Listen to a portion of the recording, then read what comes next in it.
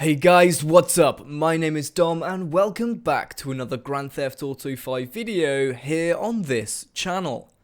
Now, as I'm sure you guys are all aware, the new GTA Online update recently came out that included the brand new race mode, Transform Races.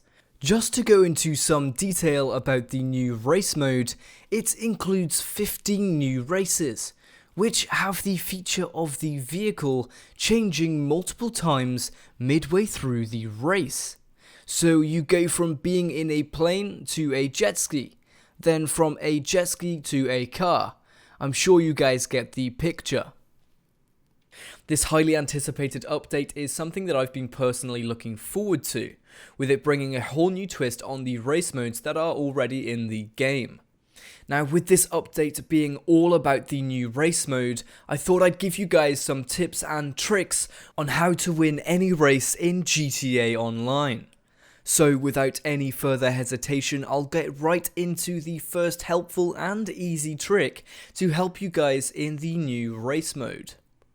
So starting off, a handy trick to give you a little boost at the start of the race that isn't just holding down the gas when the go sign appears to get the starting boost is a method called double clutching. Now, if you haven't heard of this technique, it basically allows the car to rev higher and launch into a higher gear than the normal way the car functions. To do this, when your car is about to shift gears from second to third, let go of the gas as soon as you hear the gear change, then click RB for Xbox, R1 for PlayStation or spacebar for PC. Then let go of that button and return to the gas full throttle. Now, this is a very quick movement, and if you don't get the timing just right, it'll just slow you down a bit. So make sure you give this a practice in the airport or a long strip of road before you hop into any races to ensure you've got the hang of it. So what it is essentially doing is giving you higher revs than you normally would, allowing the car to have greater acceleration than the other vehicles in the race, meaning you boost straight up to top speed faster than the others. I find this trick extremely useful, especially if there are lots of straight lines in the race, and not many people know about it. It can be a real help to give you that head start. I would definitely recommend giving this one a try. Moving on to the next point that a few of you may not have known, the custom spoilers. Not the stock spoilers, actually make a slight difference to the downforce of your vehicle, meaning that you'll have extra traction around corners. Now, cornering is a very important part of a race. If you take the wrong line or spin out, it could mean the end of the race. So make sure that you have a little extra downforce, and traction over the other players could mean that you have the slight edge to help you gain that victory. So if you guys saw my recent video, I looked into what kind of damage to a vehicle affects the speed and acceleration of it, and it turns out even the slightest amount of damage can affect the overall speed of a vehicle. So one way to make sure that your car is always at its peak performance during a race, I recommend that you fit armor to the vehicle to prevent any damage that affects the engine performance. Now, having armor does affect the weight of the vehicle, but only very slightly, and it does make a difference when you get into the race properly. If the other players have scraped their cars or crashed at all without armor, you'll be faster than them, even with the armor on. Now, something that we see a lot of ever since the Cunning Stunts updates are the tubes. Now, it's hard to get the correct racing line in the tunnels if you have a lot of players racing around you, but you'll notice a lot of people sticking to the center of the tunnel to avoid contact with those other players. You'll need to avoid doing that. What you want to do instead is position yourself on the curve of the tube. And if there is a turning coming up, you'll need to be on the opposite curve to where the corner is turning. For example, if it's a left turn, you'll need to be on the right hand side of the tunnel, and if it's a right turn, you'll need to be on the left hand curve. The reason for this is because when the turning comes up, you'll stick to the outside of it, holding your speed. Whereas if you were to be on the inside, you'll either have to slow down drastically or you'll go flying into the wall, as you can see on the example on the screen. Something else that I haven't seen many people use online, which I feel you guys should try out, is something called curb boosting. This one is quite self-explanatory. All you have to do is drive on the curbs of the racetrack like I am in the video, and it'll give you a massive boost over the other players who are just driving on the track. Just look at how far behind this person is in the race. He looks like an ant. That's how far behind he really is. And we're only 20 seconds into the race.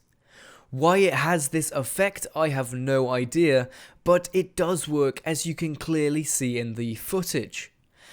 The person I was playing against had the exact same car as me, and as you can see, I got a massive lead on him as soon as I got on the curb. This is one sure way to give yourself that extra boost if you really need it. Now, similar to the point I mentioned earlier about positioning in the tubes, zigzagging in the tubes from one side to the other or all the way around actually gives you extra speed, especially if you can time it properly with a corner or an exit of a tube. To do this, all you have to do is literally weave up and down the tube, and this motion will give you extra speed. A lot more than if you were to just drive in the middle of the tunnel. But be very careful when doing this with other people around you, as it is easy to bump into them, and at the speeds you'll be going, it'll knock you right off course, and it is extremely easy to spin out in the tunnels. So in the Cunning Stunts update, there were a lot of stunts, hence the name. These included massive jumps and obstacles to avoid. But something that isn't always necessary are the huge jumps. Some of them are needed to get across a large gap in the track, but if you can avoid going extremely high or being in the air longer than needed, then you'll get a lot more speed on the softer landing. You can do this by braking just before the jump, as long as the gap in the track isn't too big and the jump isn't too far away that you'll miss the landing. And this will allow you to land before all the other cars, meaning you'll be able to gain a lot more speed than they'll have just through flying through the sky. This is a very important one, as even though it is a lot of fun to go flying through the sky, it will mean that you lose a lot of time on your lap. And for the last tip I have for you guys, it's one that I'm sure a lot of you wouldn't expect. And that is, off-road tyres actually give you a lot more traction on the racetrack. So just like having a custom spoiler helps you with cornering, having off-road tyres gives your car just that tiny bit of extra traction to help your car stick to the track a lot better than the slippery racing tyres that come with most of the cars as standard in these game types. Again, cornering in a race is a huge part of it, and if you can nail the corners each time, the opponents will have a very hard time keeping up. So there we go then guys, that's it for this video. I hope these tips and tricks have helped you out and that you'll be trying them in the all new Transform races. If you guys have any other tips or tricks that I didn't mention in the video, be sure to leave a comment. Also, let me know your thoughts on the new Transform Races mode, if you guys enjoyed it, or if you think you're not really going to play it that much. Let me know in the comments. If you could drop a like on this video, it would be greatly appreciated, and helps me out a lot. And if you haven't already subscribed to Chaotic, then please do, as we upload all the latest and the greatest Grand Theft Auto 5 content. So as always guys, thank you very much for watching, and I'll see you next time.